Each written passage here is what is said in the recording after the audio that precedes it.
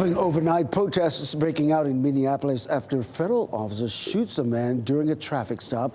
Video shows demonstrators lighting fireworks and throwing objects, including gas canisters. Homeland Security Secretary says officers were trying to stop a man they believe was in this country illegally. They say he drove off, crashed into a parked car, then ran. Officials say the officer caught up with the man, and then the man assaulted the officer with two others joining in. That's when the officer fired, hitting the man in the leg. I've seen conduct from ICE that is disgusting and is intolerable. If it were your city, it would be unacceptable there too. And for anyone that is taking the bait tonight, stop. That is not helpful. Go home. We cannot counter Donald Trump's chaos with our own brand of chaos. Well, both the officer and the man was taken to the hospital with non-life-threatening injuries. The other two people who got involved in that melee is in police custody.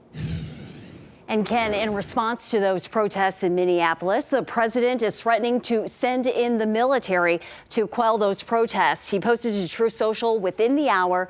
If the corrupt politicians of Minnesota do not obey the law and stop the professional agitators and insurrectionists from attacking the patriots of ICE who are only trying to do their jobs, he says he will institute the Insurrection Act, which many presidents have done before me, and quickly put an end to the travesty taking place in Minnesota. Minnesota state and local leaders have called for federal immigration agents to the city, saying they are only exacerbating tensions on the ground.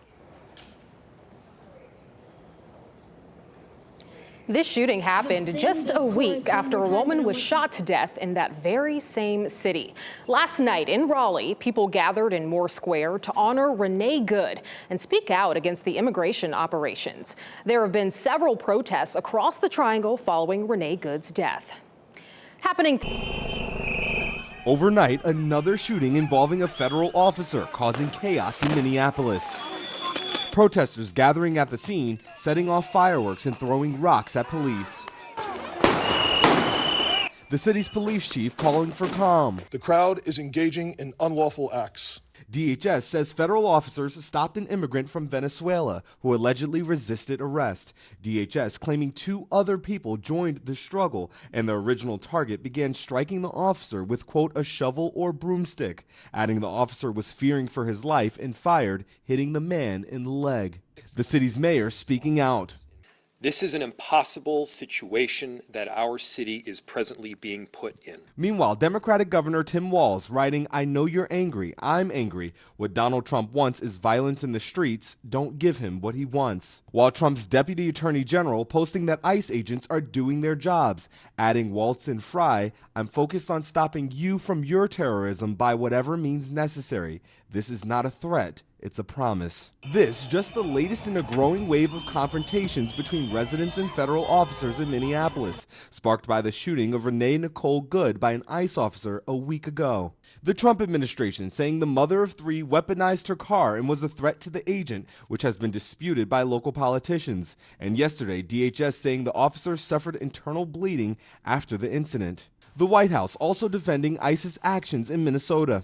We are going out up to the worst of the worst. While a lawyer for the Good family is demanding answers. Our understanding is that the mission coming into Minneapolis was to get the worst of the worst. I can tell you one thing, Renee Good was the best of the best. Her family this morning remembering the 37-year-old mother of three as a beautiful light.